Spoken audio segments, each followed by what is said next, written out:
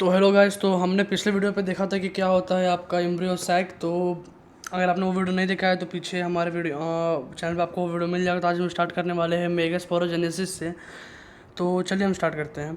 The process of formation of megaspore from the megaspore mother cell is called megasporogenesis. तो जो आपके इस megaspore का फॉर्मेशन अगर आपके मेगास्पोर मदर सेल से होता है उसे हम क्या कहते हैं, मेगास्पोरोजेनेसिस कहते हैं। इसमें कौन सा डिवीजन होता है? इसमें वो होता है आपका म्योटिक डिवीजन होता है। Ovules generally differentiate a single megaspore cell in the micropyle region of the nucleus। तो जो ओव्यूल होता है वो आपके मेगा स्पोर मदर सेल को माइक्रोपाइल रीजन पे न्यूक्लियस के डिवाइड करता है एंड मेगा स्पोर उसमें से बनाता है। तो हम डायग्राम को बाद में देखेंगे, अभी हम देख लेते हैं क्या लिखा हुआ है। It is a large centrally dense it is a large cell containing dense cytoplasm and prominent nucleus.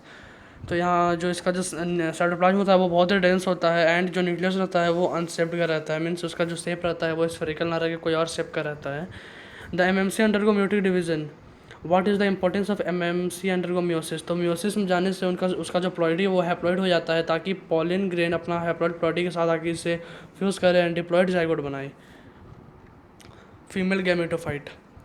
In the majority of flowering plant one of the megaspore is functional while other three generate. तो जैसे एक megaspore meiosis division पे जाता है तो वहाँ पे चार मेगास्पोर बनते हैं।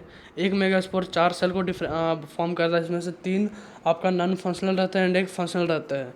तो हमने ये पॉलन ग्रेन के केस में देखा था कि जो स्पोरोजिनस टिश्यू का जो सेल होता है वो जाता है मियोसिस डिवीजन पे एंड एक सेल चार सेल को डिवाइड करता है जो कि चारों फंक्शनल रहते हैं। लेकिन यहाँ पे आपके मेगास्पोरोजेनेसिस के केस पे जो टिश्यू रहता है, जो सेल रहता है, उसमें से जो डिवाइड होकर चार सेल बनाते हैं तो तीन सेल फंक्शनल नहीं रहते हैं जबकि एक सेल उसमें फंक्शनल रहता है। Only the functional megaspore develop into female gametophyte. तो वही जो फंक्शनल मेगास्पोर है वो क्या बनता है? एम्ब्रियोसैक बनाता है। This method of embryo sac formation form a single megaspore is termed as monosporic development. तो ये भी एक मार्क्स में क्वेश्चन आ सकता है, जिससे आप अंडरलाइन कर लेना। Let us understand formation of the embryo sac in a little more detail. तो चलिए हम देखते हैं कि एम्ब्रियो सैक कैसा दिखता है एंड क्या क्या उसमें सेल के जो ऑर्गेनाइजेशन रहते हैं वो कैसे रहते हैं। ये बहुत ही इंपॉर्टेंट है, ये 5 मार्क्स पे आता है। The nucleus of the functional megaspore divide mitotically to form two nuclei which move to opposite poles. तो आप ये डायग्राम देख पा रहे होंगे, यहाँ पर जो सेल है ये आप देख पा रहे होंगे, जैसे 2.8 का जो बी है तो ये आप सेल देख पा रहे हो। यहाँ पे जो न्यूक्लियस है वो 2 पे डिवाइड किया, देन 4 पे, देन 8 पे। जैसे ये 8 पे डिवाइड करता है तो यहाँ पे सेल का अलग अलग ओरिएंटेशन रहता है एम्ब्रियो सैक पे। तो हम वही पढ़ेंगे अभी। The two more sequential mitotic nucleate division result in the formation of 4 nucleate and later 8 nucleate। तो इसमें कौन सा डिवीजन होता है? इसमें होता है आपका माइटोटिक डिवीजन होता है, जिसमें से एक सेल से 8 सेल बनता है डिवाइड होके।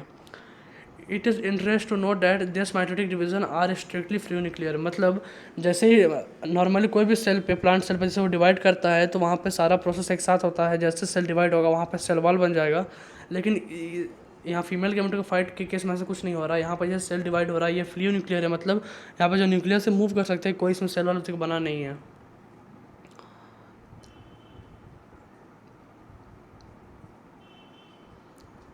ओके, तो हम after the 8 nucleate stage cell wall are laid down leading to the organisation of typical female gametophyte और एम्ब्रियोसैक। तो जैसे 8 सेल बन जाते हैं, 8 न्यूक्लियाई बन जाते हैं उसके फीमेल गैमेटोफाइट के अंदर, देन वहाँ पे सेल वाल का फॉर्मेशन होना स्टार्ट होता है, पहले नहीं होता है।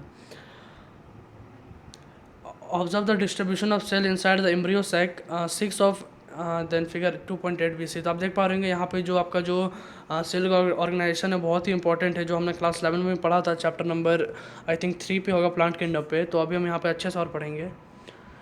तो आप देख पा रहे हैं यहाँ पे जो 8 न्यूक्लियाई है वो अब ऑर्गेनाइज होना स्टार्ट हो गया है। तो चलिए हम देखते हैं। 6 of the 8 nuclei are surrounded by nucleus by cell wall and organise into cell. तो यहाँ पे आप जो देख पा रहे हैं 6 सेल, ये 1 2 3 एंड 4 5 एंड 6। तो ये जो 6 सेल है वो सेल वाल से सराउंडेड है एंड जो 2 सेल है ये सेल एक ही है बट यहाँ पे 2 न्यूक्लियाई है तो वो सेल वाल से सराउंडेड नहीं है। 6 of the 8 nuclei are surrounded by the cell wall and organized into cells. The remaining 2 nuclei called polar nuclei are situated below the egg apparatus in the central cell। तो इसे हम कहते हैं polar nuclei, जो कि आपका antipodal cell के नीचे होता है and chalazal end then synergid के ऊपर होता है। तो ये भी बहुत इंपॉर्टेंट था, इसे एक बार आप पक्का देख के जाने, क्योंकि एग्जाम पे आने की पॉसिबिलिटी बहुत रहती है 3 मार्क्स या फिर 5 मार्क्स पे। There is a characteristic distribution of the cell within the embryo sac. 3 cells are grouped together at the micropyle and constitute egg apparatus। तो यहाँ पे जो 3 सेल है वो कहाँ पर रहते हैं, आपके माइक्रोपाइलर एंड पे रहते हैं, जिसे हम क्या कहते हैं, इसे हम एग apparatus कहते हैं। तो एग apparatus में 2 चीज़ आता है, पहला तो आपका आता है सिनर्जिड एंड दूसरा आता है एग। तो आपका जो माइक्रोपाइलर एंड में एग apparatus रहता है, जो कि जिसमें क्या क्या रहता है, सिनर्जिड रहता है एंड एग रहता है। एंड यहाँ से पॉलन ट्यूब इंटर करता है एंड पॉलन ग्रेन को यहाँ फर्टिलाइज करता है। The egg apparatus in turn consist of 2 synergid and 1 egg cell. तो मैंने जैसे आपको बताया कि एग apparatus में एक सिनर्जिड रहता है, 2 सिनर्जिड रहता है एंड एक सेल रहता है। The synergid have special cellular thickening at the micropylar tip called filiform apparatus which play an important role in the guiding the pollen tube into the synergid. तो आप देख पा रहे होंगे जैसे यहाँ पे आपका ये जो फिलिफॉर्म apparatus है, वहाँ पे वहीं से आपका पॉलन ट्यूब इंटर करता है एंड एग से जाके फिर जो पॉलन ग्रेन है वो फर्टिलाइज होता है।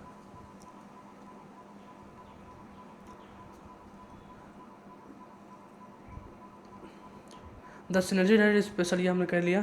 3 cells are at chalazal end are called antipodal. तो जो भी सेल आपके चैलेजल एंड पे उसे हम क्या कहेंगे, वो एंटीपोडल सेल है, जहाँ पे 3 सेल रहते हैं एंड इस एंड को क्या कहते हैं, हम चैलेजल एंड कहते हैं एंड नीचे वाले एंड को माइक्रोपाइलर एंड कहते हैं। तो एक बात यहाँ आपको याद रखना कि चैलेजल एंड हमेशा माइक्रोपाइलर एंड के अपोजिट पे रहता है।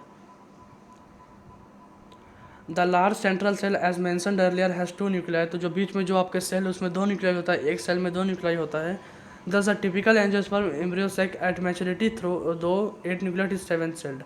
तो इसे हम 8 nucleate 7 celled स्टेज भी कहते हैं, क्योंकि देखिए आप यहाँ पे आपका कितना न्यूक्लियाई है, यहाँ पे 3 सेल पे 3 एक न्यूक्लियाई, तो यहाँ 3 हो गया, नीचे पे 3 सेल पे एक न्यूक्लियाई तो 6 हो गया एंड इसमें एक सेल पे 2 न्यूक्लियाई है, मतलब 7 सेल्ड 8 न्यूक्लिएट स्टेज है ये, जो कि एंजियोस्पर्मी का एक कैरेक्टरिस्टिक्स होता है। तो बस हम आज यहीं तक कंटिन्यू करेंगे, फिर हम आगे हम करने वाले पॉलिनेशन एंड 5-6 वीडियो पे ये चैप्टर ख़त्म हो जाएगा, देन हम स्टार्ट करेंगे ह्यूमन रिप्रोडक्शन। तो कोई भी डाउट होता है तो मुझे प्लीज़ कमेंट करें। Thank you.